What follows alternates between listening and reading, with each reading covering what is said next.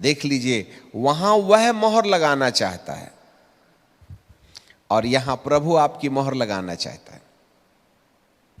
तो जो भी आज परमिटेबल सिचुएशन है उसे परमेश्वर ने भेजा नहीं, वरन परमेश्वर ने अनुमति दी है। आम के आम और गुठलियों के दाम, इन तमाम महामारियों के बीच में प्रभु हर एक व्यक्ति का ध्यान अपनी ओर एकाग्रचित करना चाहता है।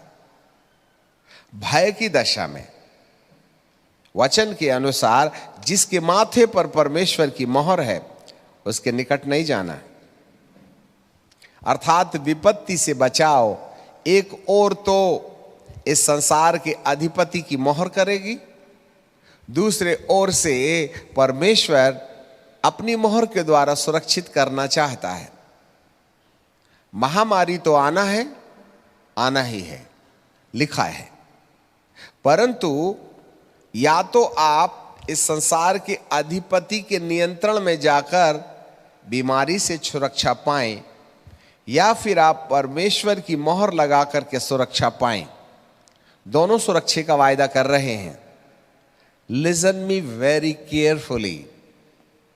एक और तकनीकी तुम्हें सुरक्षित बनाने का उपाय बता रही है, एक और परमेश्वर तुम्हें सुरक्षित होने का उपाय बता रहा है। बाइबल के वचन के अनुसार जिनके माथे पर परमेश्वर की मोहर है उनके पास ये टिड्डियां नहीं जा सकती हैं, उन्हें ये टिड्डियां नुकसान नहीं पहुंचा सकती हैं, क्योंकि उनके माथे पर परमेश्वर की मोहर है। अब वो भी तकनीकीवाद भी आपको मोहर लगाना चाहता है। अब चुनाव आपके हाथ में है, या तो परमेश्वर की मोहर के आधार पर आप अपने आप को सुरक्षित कीजिएगा, या तकनीकी के मोहर लगाए जाने के द्वारा आप अपने आप को सुरक्षित कीजिएगा। ये वह जंग है जो मानव के जीवन में कहते हैं शेर शेर लड़े और बाड़ी हो गई चरपट। यहां पर दोनों अलग अलग तरीके से मनुष्य को मोहर लगाना चाहते हैं। एक और परमेश्वर अपनी मोहर लगाना चाहता है।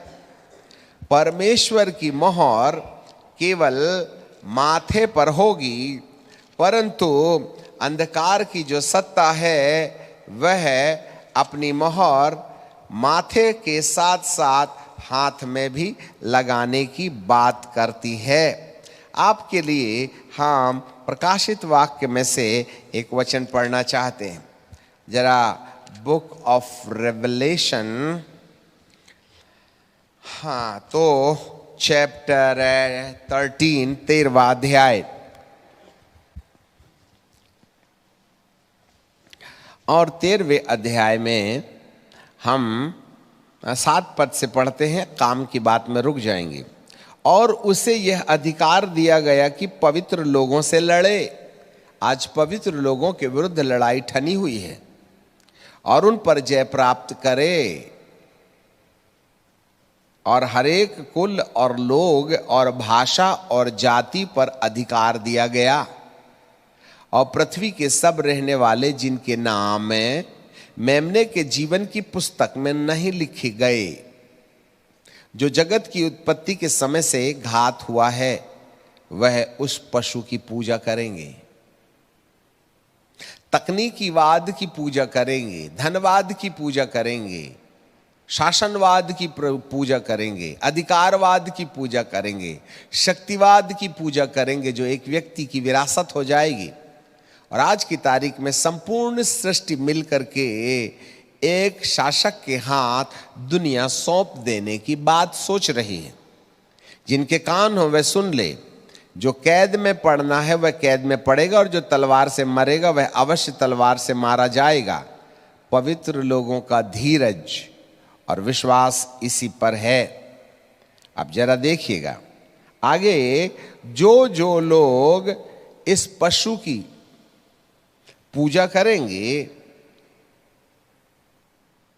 15वें पद में लिखा है, और उसे उस पशु की मूरत में प्राण डालने का अधिकार दिया गया। और पशु की मूरत बोलने लगी, और जितने लोग उस पशु की पूजा ना करेंगे वे मार डाले जाएंगे।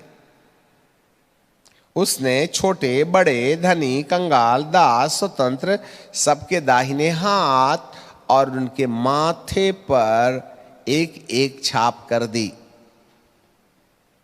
अब यहां पर ये जो दुष्ट है ना, जो सारी दुनिया को जेब में रखेगा, वह माथे में भी लगाएगा और हाथ में भी लगाएगा।